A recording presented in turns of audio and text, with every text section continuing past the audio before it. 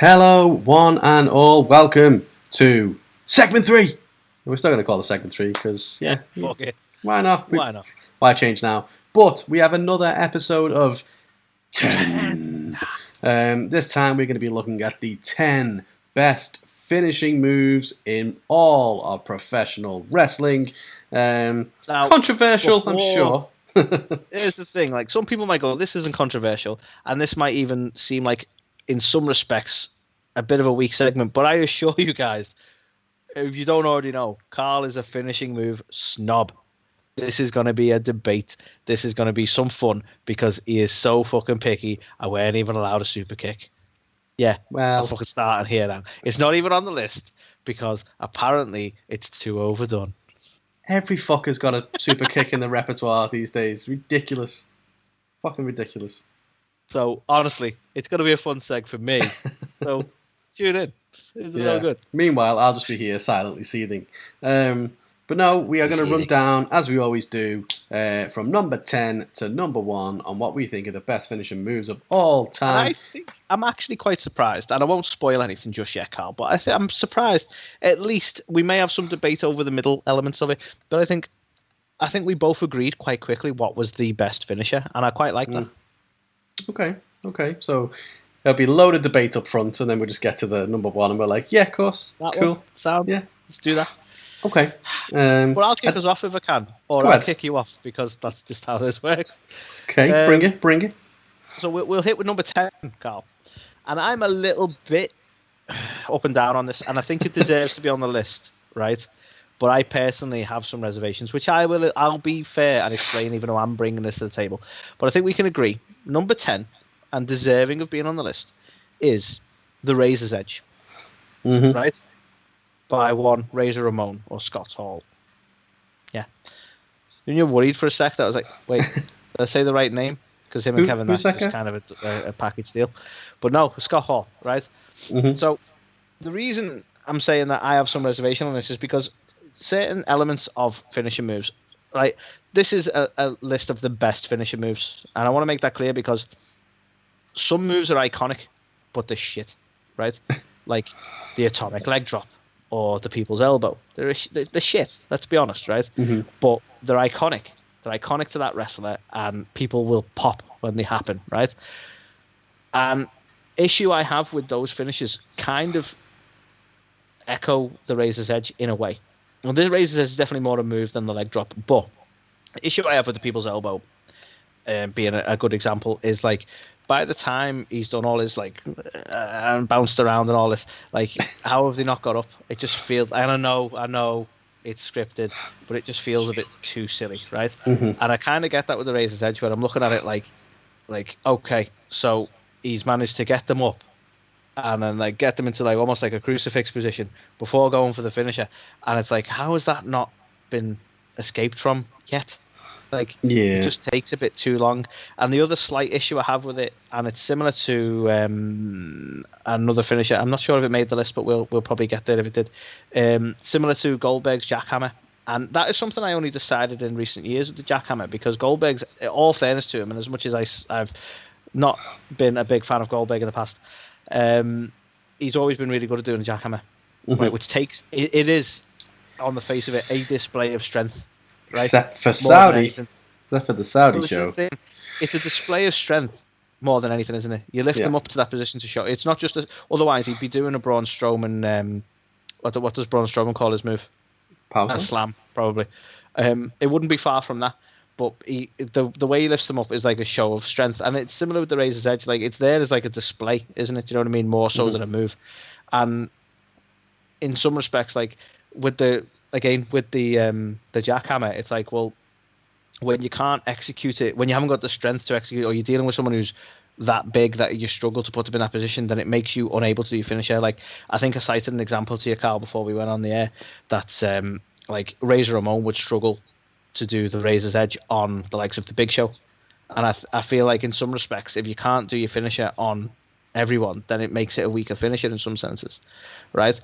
But then that would then exclude moments like when Hulk Hogan managed to lift Andre the Giant when you can do it, and it's like, oh my god, how the fuck did he do that?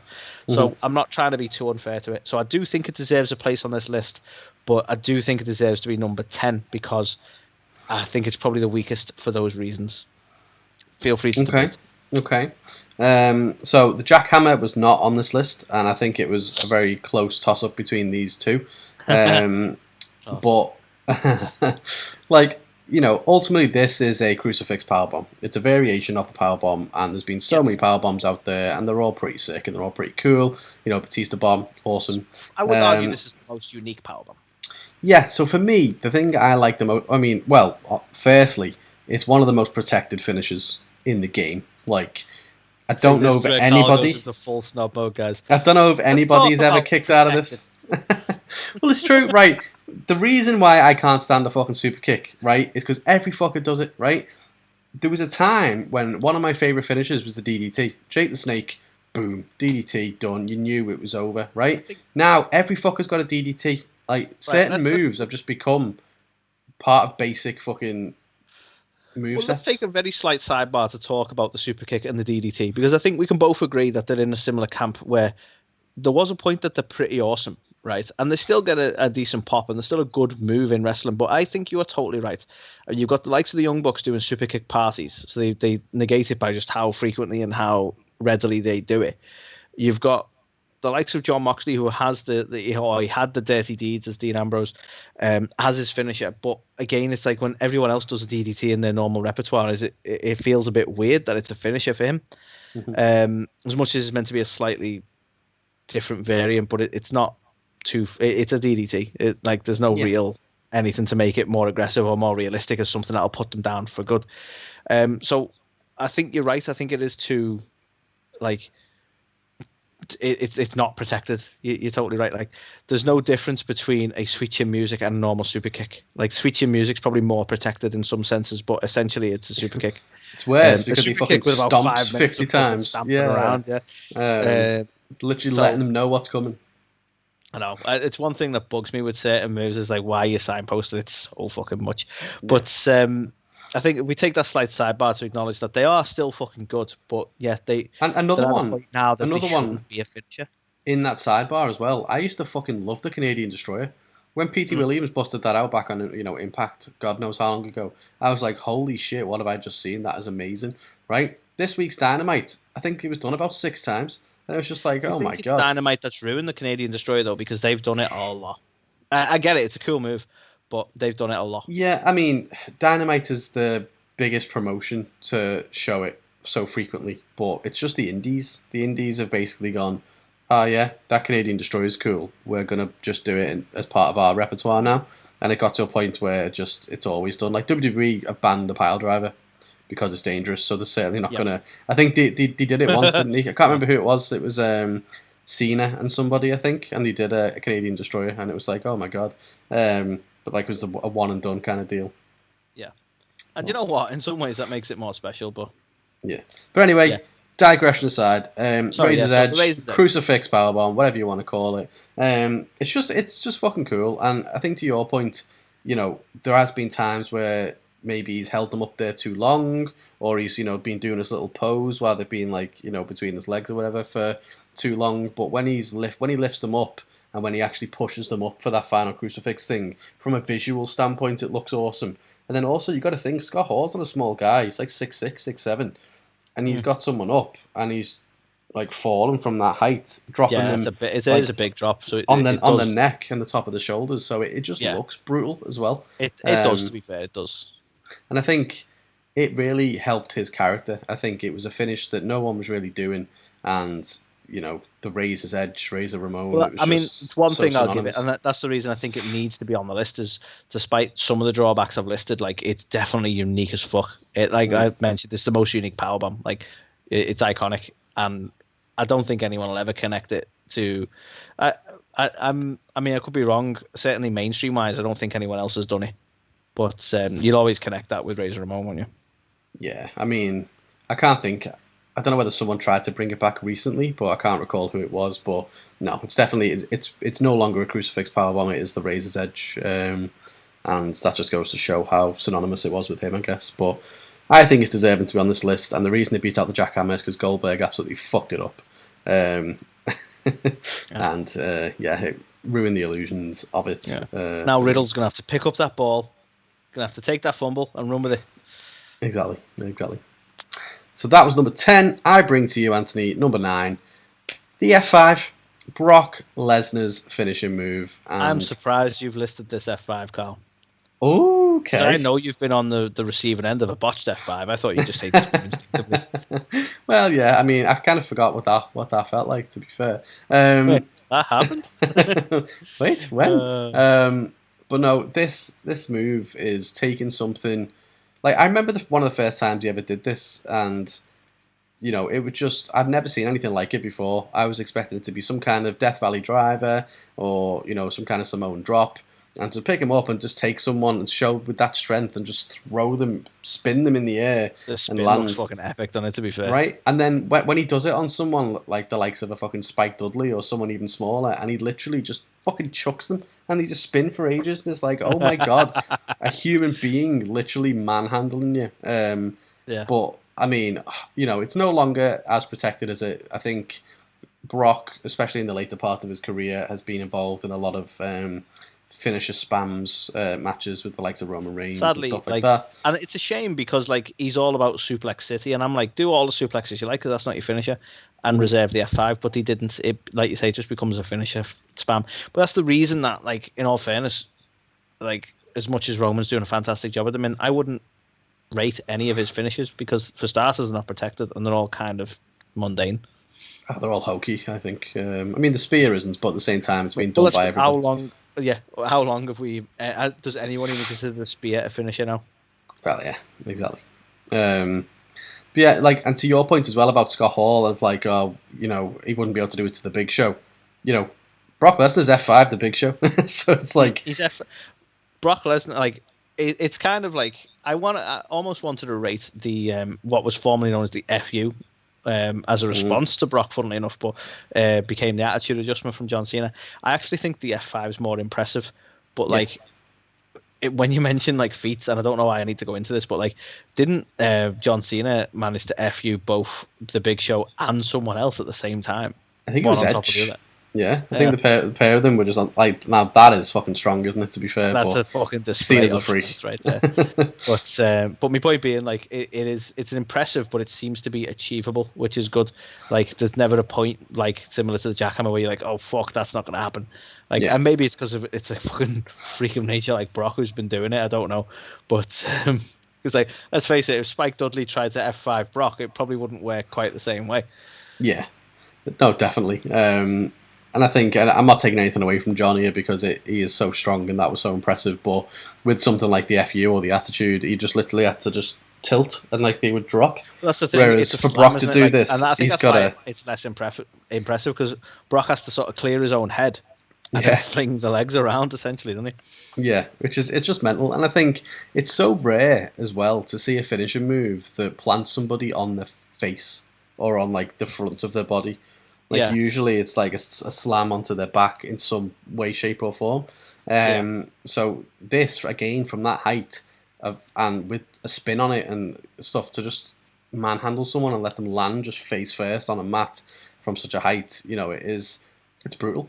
So for me, it's an iconic finisher. And I think it definitely deserves a place on the list. I don't know whether you got any challenges to it, Anthony, just to fuck with me, or are you in agreement? I wouldn't challenge that.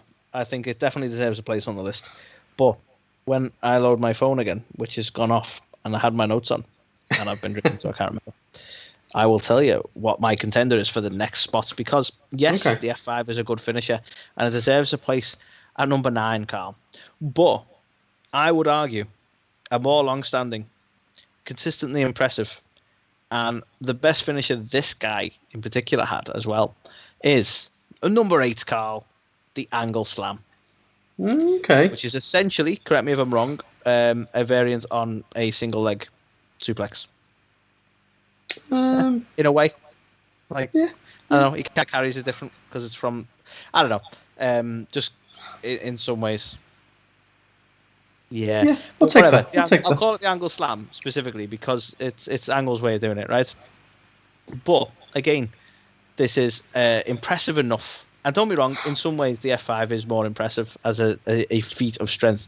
But the angle slam, I think, has this uniqueness that I think is something that you quite enjoy with possibly entries on your list, but we'll see, where it can be hit quick and out of nowhere and it has that shock value for you, where you go, Hmm. oh fuck, like this is going like, and it's protected enough. I know people have kicked out of it and that before now, and I know they love going to the ankle lock, which I personally am not a big fan of, but Kurt Angle hitting the angle slam, to me, I'm still like, you always know, like, yeah, it's gonna go his way, and Mm. it's such a quick, effective, and good looking move that I think it deserves to be a place on this list, and I do honestly think it's better than the F5.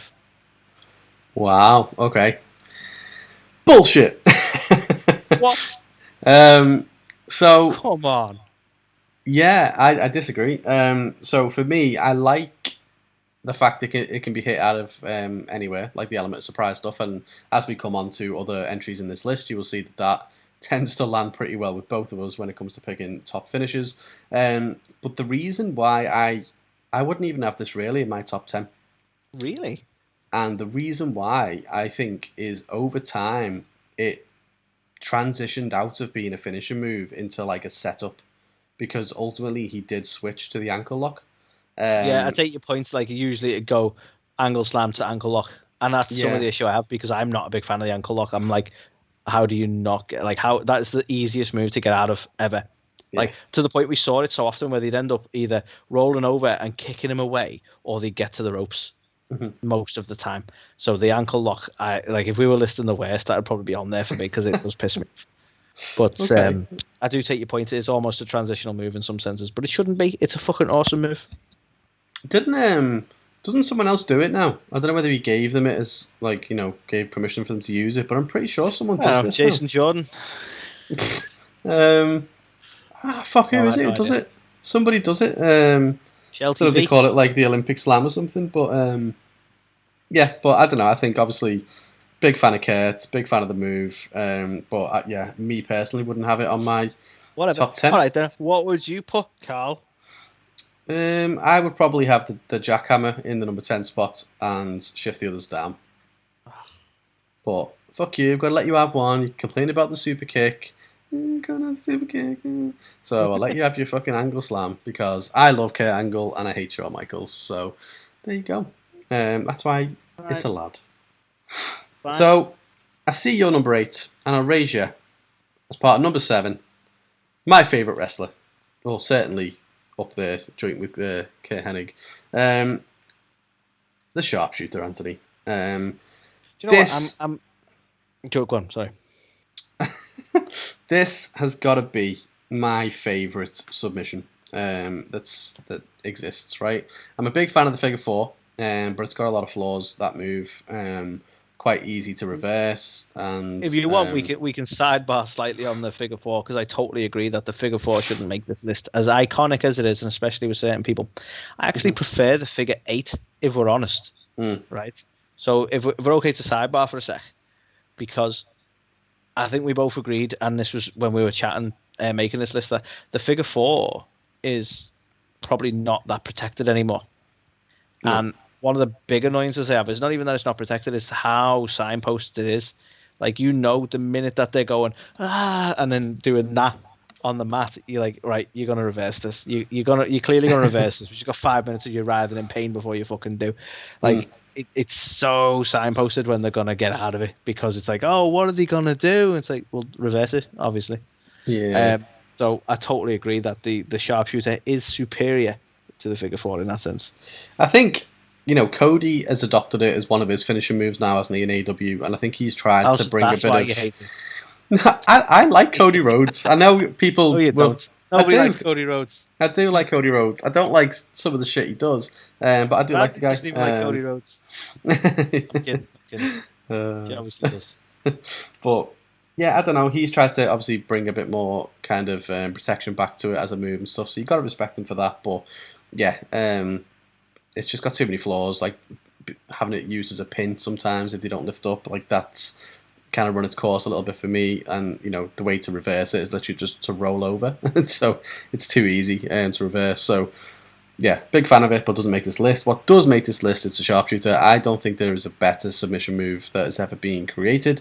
It's got similarities, of course, to things like Texas Cloverleafs, Boston Crabs and stuff like that. Now, this originally started out, I think, as the Scorpion Deathlock. So whether it was in Japan, whether it was Sting, whether it was a combination of the two, it wasn't Brett who did this move first. But Brett made it better. So the Scorpion Deathlock, you kind of just stood up and you're holding the legs, whereas it was Brett who decided to turn it more into the kind of Boston Crab and actually sit down and pull back. And it's just such a menacing finisher move. Like, I think it must have been about a couple of months ago, just because I like to do this kind of thing and put me 60-year-old father into finisher moves. But I remember I put him in the sharpshooter in my hallway, and he wasn't impressed, to be fair. So it just goes to show it does work. But yeah, I just love it, and there's so many iconic moments as well with it. I think obviously Stone Cold, even when it got reversed, but he was still able to keep it and get it back again. It was just, yeah. I think let's look at that. Like, that is probably one of the most iconic moments in wrestling. In all fairness, him and Stone Cold, like, it's up there with Hogan and Andre. Yeah. In all fairness, I think if you're going to list the 10 iconic moments in wrestling, that would definitely be up there. And how many other finishers can you say are in that list of iconic moments? Yeah. Like, and like you say, it's one of them where it could legit hurt, but obviously you can control it in a way that it won't. So from a technical point of view, it's a great finisher to do, where you can look after your opponents, but like legitimately you could look at it and go, "Fuck, that looks painful." So it's now it's a very I dare say, yeah, I'm gonna call it that. I think that's the best submission finisher there is. Yes. And part of me actually wants to say and I'll be careful about this, the crippler crossface, and I say crippler crossface might have been a contender for me because I've seen John Cena's variant of it that doesn't look anywhere near as realistic, but the crippler crossface looked painful and could have made the list, in all fairness, but again, we've got to make 10 and it just didn't, sadly. Yeah, I'll agree with that. So, my number 6, Carl, and I don't know how you're going to feel about this, it's a relatively new one. You might consider it a little bit hokey, I don't know, you are a finisher snob. But I'm going to give it to Seth Rollins here, and I'm going to say the curb stomp. Now he's allowed it back, especially because I think this has a unique selling point in the sense of, like, yeah, you might argue that it's one of them things where you kind of signpost it and it's kind of unrealistic in some senses, but at the same time, if somebody actually did that to you, it'd fucking hurt. And he sells it really well. It can still be kind of hit out of nowhere. And I don't know. There's something I like about it. I think it's probably been the most unique one we've seen in recent years as well. Like, I hadn't known it until Seth. I don't know. I don't want to credit Seth with inventing it because maybe it was done elsewhere, but it's certainly, I hadn't known it until I saw Seth do it, and it looks cool. Like, that's the bottom line of it. It needs to be on the list, and it needs to be number 6 because it looks fucking cool. And it's so far it's relatively well protected. I don't know if that's because it had to go into hiatus for a good while, but I don't know. It's pretty devastating in that sense as well. So even though you think I'm a finisher snob, I quite like this move.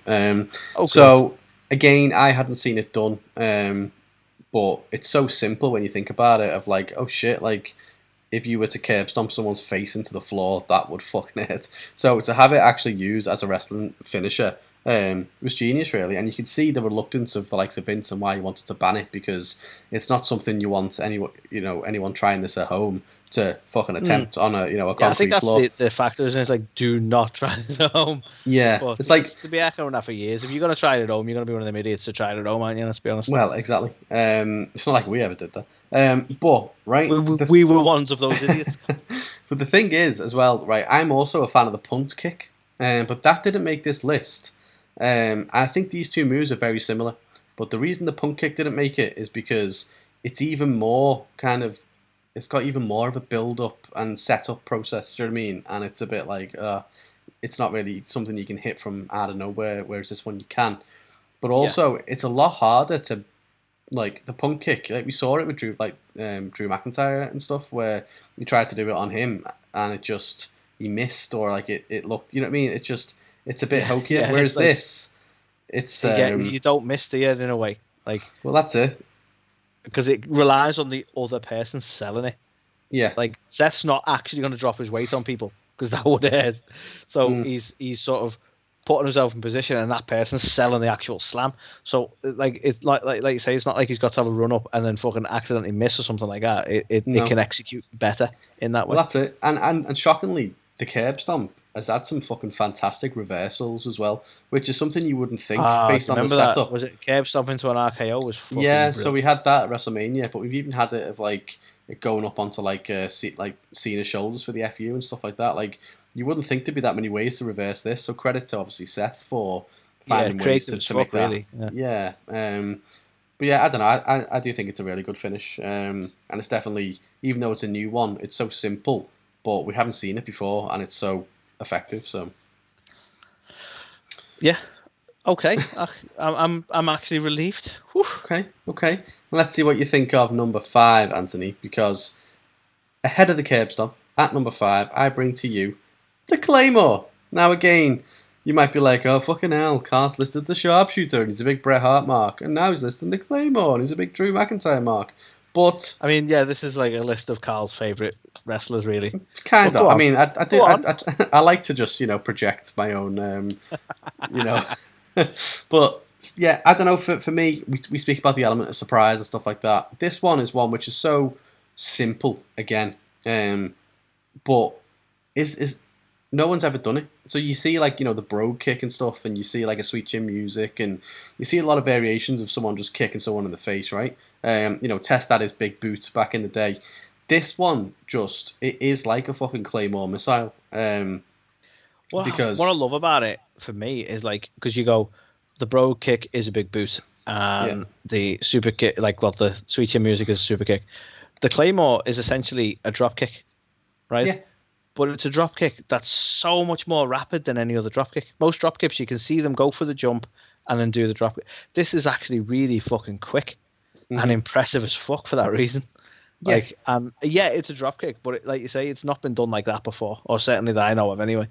No, God, no. And again, like the amount of times we've seen it kind of being done differently or catch people by surprise. I think, even on this week's Raw, we saw him hit Kofi Kingston with it when he was coming down off the top turnbuckle, for example. So again, it's another one which is a relatively new finish. Like it's not something we've seen a lot.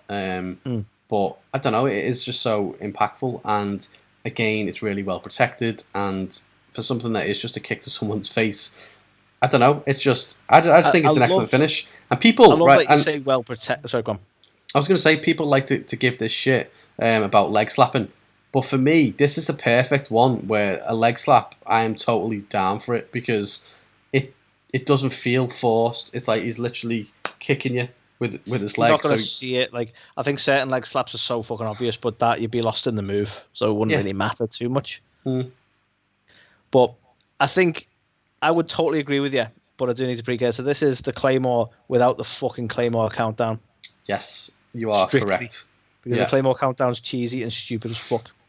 Like anything that has got a massive build-up ahead of hitting it is fucking redundant. I don't see the point in that. You're basically just going, I'm going to hit me finishing move on you. I'm going to just stand up and let me hit me. Yeah, it's like, don't it's tell the him. stupidest thing ever. Like, I get it, to hype the crowd or ever like that, but especially for something like a Claymore, it doesn't need it. Like, the element of surprise is what makes this so good in its own right. And I'm not trying to give him a bad thingy here because he's a fucking legend, but I think The Rock is the person who caused the showboating. The Rock is so good at showboating that he can sell an elbow drop, right? Well, So, you've got to give it to Hogan, haven't you? How do you make a leg drop? I know we'll do a big boot and then we'll do this for 20 minutes. One step further, right? Hogan's such a fucking legend in this industry that he's able to actually legitimately book as a hype move, no selling someone's stuff. Like most of the time, if you no sold another wrestler, you'd be an asshole and you'd probably end up in a lot of heat backstage. Hogan does it as part of his fucking repertoire. That's a different fucking level. And because he's an asshole. He's hulking up. It's like he's not. He's just no selling. Yeah. But yeah, what were we talking about? The countdown. Claymores are good. Claymores are good. It Countdowns has are to not be good. without the countdown for me. I would agree that it deserves to be on the list. I even agree with the position at number 5. I think it's actually quite a devastating looking move. But for me, it has to be without the countdown because when they started, apologies, when they started trying to introduce the Claymore countdown, when they were trying to make it a hype thing, it was less impactful. Yeah, it killed it for me. So please don't bring that back. back. I did love when you talk about protection and no selling. When you talk about protection of the move, I was made up, and I mentioned it at the time when Randy versus Drew ended with Randy winning. The finish did not happen. He did not hit a Claymore on him in that match, and I quite like that they did that. He may have took the loss, but he'd never managed to hit his Claymore. And to be honest, the whole battle between him and Randy was like a question of they both have devastating finishes and who can hit it first. And I actually really liked that they protected them both in that way. It was great. Yeah, great show. So my next one, Carl, going back to some of the classics, the golden oldies, if you will. Sorry, Trips, is the pedigree. Mm-hmm. And I honestly, the fact that we used to do the pedigree in high school constantly amongst everyone, because when we were in high school, wrestling was like certainly for the first couple of years anyway, everyone fucking loved wrestling. So everyone was getting pedigreed. And okay, I may have lost a couple of years memory wise, but it's fine. No, we're joking aside. The pedigree is again, it's effective, maybe a little bit showboaty, but not like to a point that it's ridiculous. And it looks awesome. It's one of them few finishes where I think you mentioned it before, where like they land on the face, and you don't get to see that. Like they're so big on, like, obviously you hit the big mass of the back that everything's like a slam of some sort. This looks devastating, but you can execute it in a way that's not endangering, unless you're that one fella who fucking jumped into it. But we won't talk about that. Yeah, that's bad. But yeah, all around, I think the pedigree, especially like Triple H was a fucking legend with this move anyway. I'm a little bit up and down when Seth tried to adopt it for a while, but I get what I wasn't a fan. Wanted to have the curb stomp, and I get that, but this is like Triple H's move, man, and it's just awesome, and again, quite well protected, really. Yeah, I think, going back to what you were saying then around obviously them going face first and stuff like that, the beauty with this as well is that you can't even protect yourself because your arms are above your head. Yeah, so you're literally going face first into the floor and you can't put your hands down. So, anyone taking a pedigree is like, fucking hell, like, mad props, because you have got to make sure you land that right, otherwise your face is there's no protection. And do not leap into it. Yes, dickhead.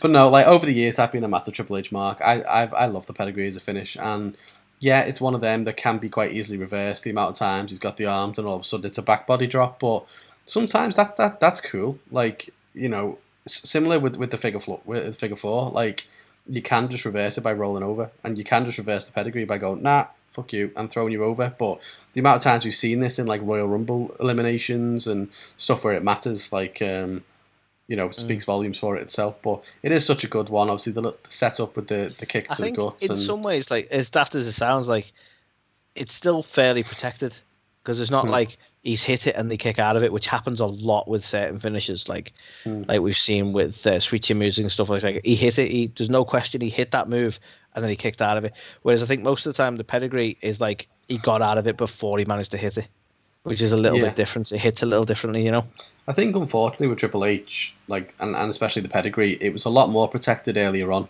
and then as he came to the kind of the twilight of his in-ring career, and he was having matches with Undertaker at Mania, like he hit God knows how many of them, and he kicked out of all of them. He had matches with the Seth Rollins, kicked out of it, and it was like towards the end of his career it became less and less protected, but there was definitely a time there when he was becoming the game and had that kind of the reign of terror and stuff like that where it was really protected. So yeah, it's got to be up there for that, but a shame towards the end that it didn't really keep that.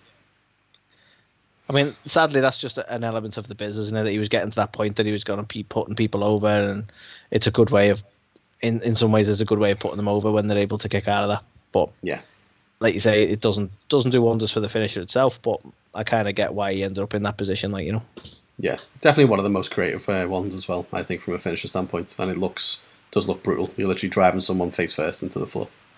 Oh yeah, definitely. And that leads me on to number 3. Speaking of driving people head first into the floor, the tombstone. This Yeah, is Tombstone. Only so one iconic. man, or only 2 men are allowed to do this in WWE now, I believe. Oh, right, who's the other one? Kane. Oh, Kane's yeah, allowed. okay. Um, I thought like he'd handed it over to someone or something, but No, um, him and Kane are allowed to do them, aren't they? But yeah. no one else. So this, for me, again, similar to like the Razor's Edge and stuff, like the Undertaker putting the nail in the coffin. That's exactly what this is. It is like fucking hammering a nail into the fucking floor.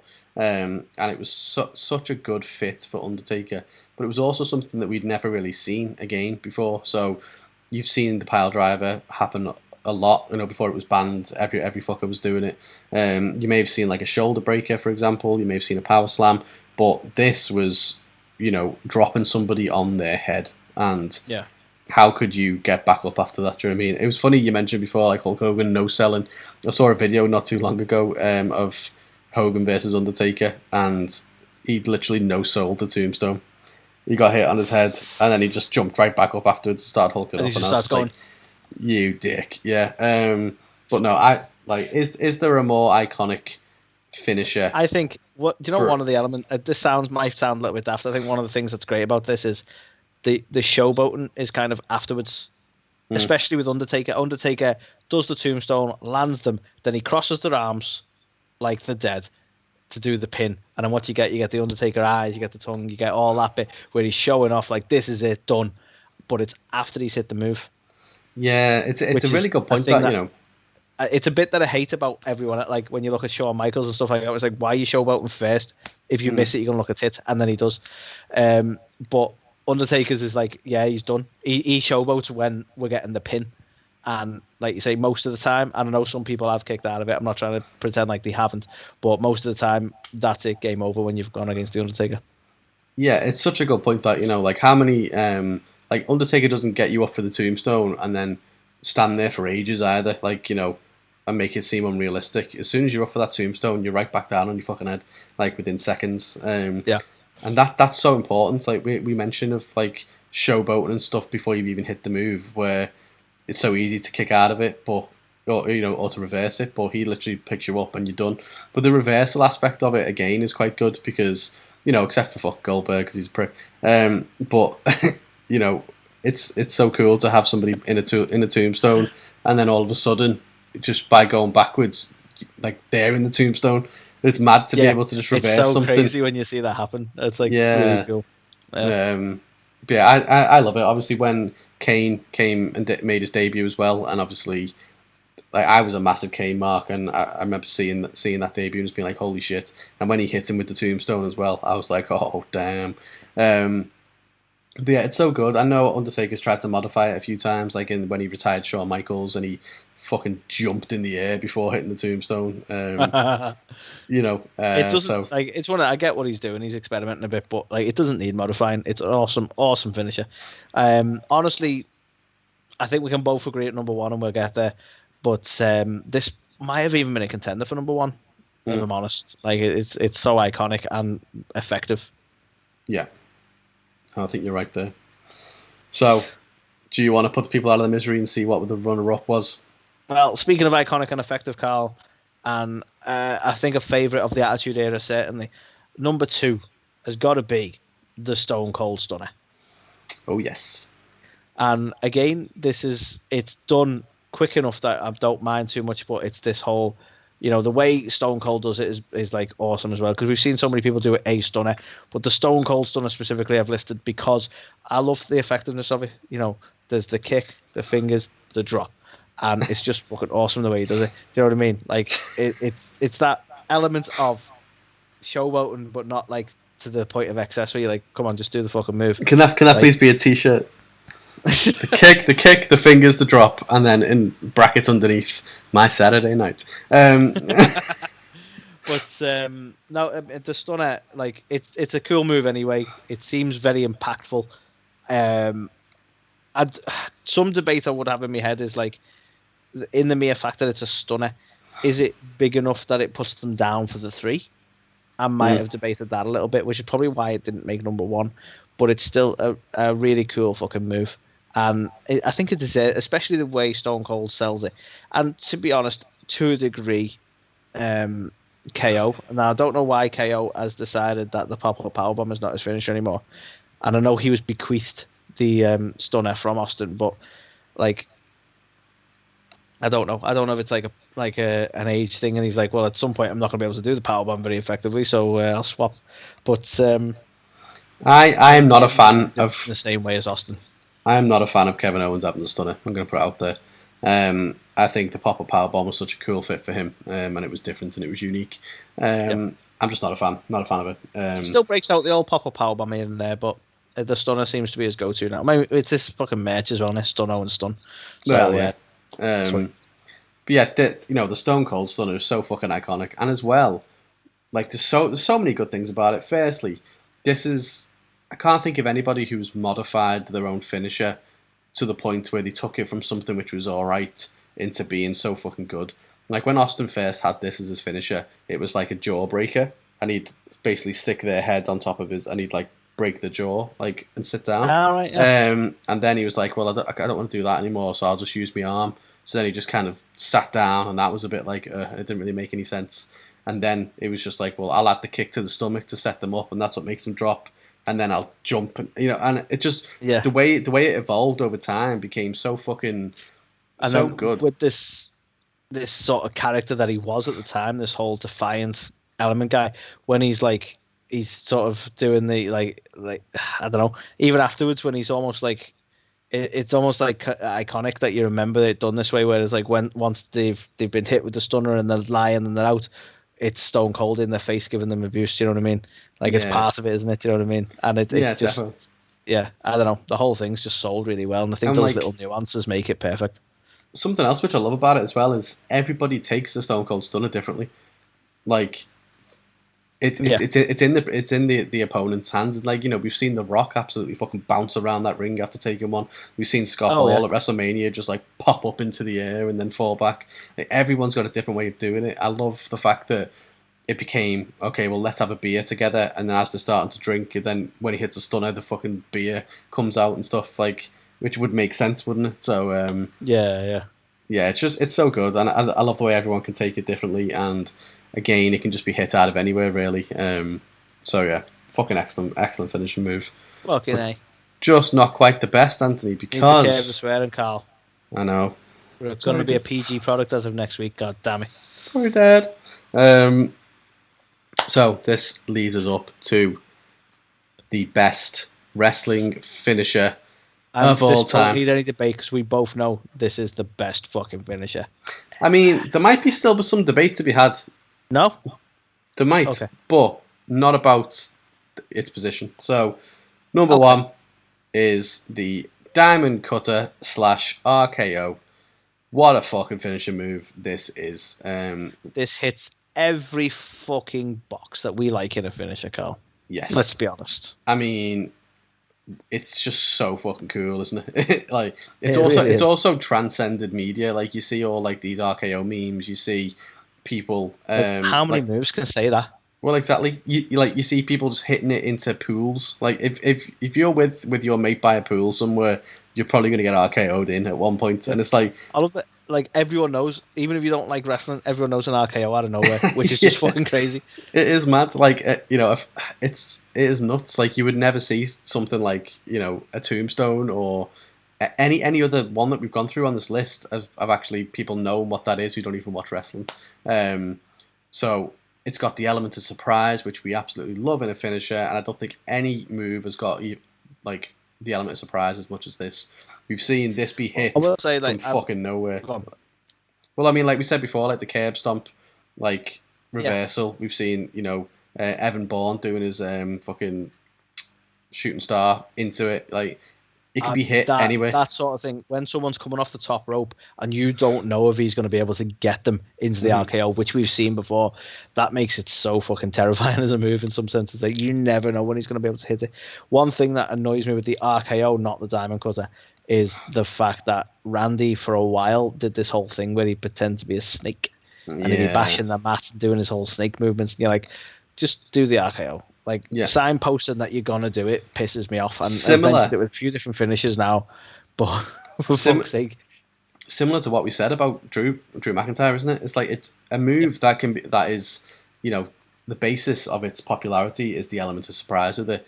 It's the complete wrong thing to do to then advertise it and go punch in the mat and stuff like it's coming because I think the struggle, like, as a product, to go, what's better, getting the crowd hyped for a move that's going to happen, or getting the crowd's head to spin and go, did that just fucking happen? And I prefer the other. I prefer the latter of going, did he just hit the RKO? Fuck. Then going, well, you just wait in a couple of minutes. He's definitely gonna do the RKO. You just wait. Look what he's doing. Yeah, it's gonna happen. Yeah, at some point. We don't know when, but it will. And I will say strictly the RKO because I don't think DDP, our fave and friend of the show, I don't think he ever really overly signposted the Diamond Cutter.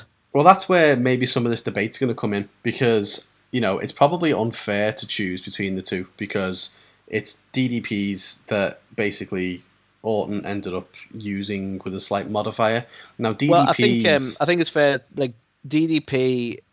There was another chap, apologies because I don't know his name, there was another chap who invented the move, and DDP took that on and made it probably the most famous. He obviously done his own variants on it with the Diamond Cutter, and he probably is the most famous person or he's made it famous, should I say. So Randy has, in an interview previously, said that it's his own variant that he based on looking at the Diamond Cutter and the original chap who did it, who, apologies because I don't know his name. Okay. But yeah, I think it'd be unfair to pick between the two of them, which is where I was like, well, could we do that? Is that where we could potentially debate? But I don't know if I could choose between. I think they're both really good in their own way. Like, I remember when DDP won the world title, and it was just like literally out of nowhere, but not. They're so different, but so much the same because Orton's relies so much on his jump into it, whereas DDP was like a wrestling reversal, and all of a sudden he grabbed the neck and just dropped it, and it was just like, oh fuck! And I think I popped more his for that. Vertical leap is fucking impressive to the point that it makes the RKO look impressive. I'll give you that. Yeah, but yeah, I don't know. I feel like even though Orton can hit it out of nowhere, I felt sometimes more surprised by DDPs because he would just. There was no telegraphing it, whereas with Orton, even if he's going to hit it, you can. If he starts to do a run or he starts. This might be a little unfair comment, to be fair, but I think DDP's era of wrestling, especially and style of wrestling, was more, in some ways, more chain wrestling. Like that, like you say, it sort of came almost fluidly as part of what was going on. Whereas Randy's more of a current era wrestler who it's like you've got a select amount of moves that you're going to work through on the list. Mm-hmm. So like you say, you kind of see it coming more even when he doesn't do his snaky thing. I don't know. It might just be because of the styles of their wrestling. In some like you're saying, I don't know. It's for me, and it might just be because we've recently had him on the show and he's a fucking legend. But I would call Diamond Cutter myself. But they're so similar, and you could put the argument in for the RKO as transcended wrestling, like to the point it's been in different media. It's been a meme. You know what I mean? Yeah. So, like in some ways, you could go, well, that one should be number one, but just because of how popular and how well known it is. But yeah, like you said, they deserve to be together on this list. Well, that's it. Like, even though they're slightly different, they're more or less the same kind of move, which is why we've got them both as number one because. Even if we were to pick one over the other, they'd still be 1 and 2. So it makes sense to be number one. Yeah. So yeah, fucking epic finishing move. There's not been anything better. The devastation of it again is just driving somebody's fucking face into the mat or into your shoulder or however it's done. The element of surprise, everything about it's just great. And that is our list. Our 10 best finishing moves in all of pro wrestling. Did we miss something off? Did you think the super kick needs to be on there? Do you agree with everything we said? Do we know nothing? Do you need to educate us? Do you think the super kick should be on there? It's okay. You're allowed to be wrong. Yeah, you certainly are, Anthony. I kid. But no, let us know in the comments. Did we miss something off that we just didn't think of? Is there Do you have a better number one? Like, do you agree with the list, but not necessarily in this order? Do you think another one deserves the number one spot? We're always enjoy a conversation about wrestling. And that's it. That And you cannot be are denied. always allowed to be wrong, as Anthony said. So I certainly was. we will be back after these short messages with This Week in Wrestling.